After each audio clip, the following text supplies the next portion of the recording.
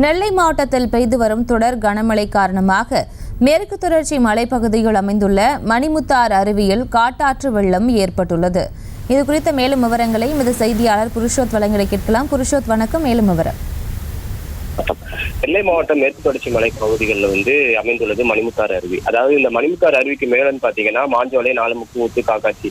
அதாவது இந்த அதிகாலை நிலவரப்படி ஊத்து எஸ்டேட்ல 169 மில்லிமீட்டரும், நாலுமுக்கு எஸ்டேட்ல 190 மில்லிமீட்டரும் மழை பதிவாகி இருந்த நிலையில அப்போது நீர்வரத்து கம்மியாக இருந்த நிலையில இப்பொழுது உள்ள நிலவரத்தின்படி அணைக்கு நீர்வரத்தானது 20,000 கன அடியாக உயர்ந்துள்ளது என கூறப்படுகிறது.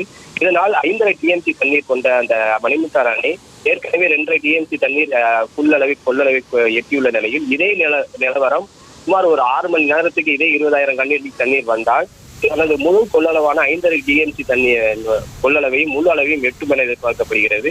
இதனால் வரலாறு காணாத மழை தற்போது பதிவாகியுள்ளதாக வானிலை ஆய்வு மையம் தற்போது தெரிவித்துள்ளது.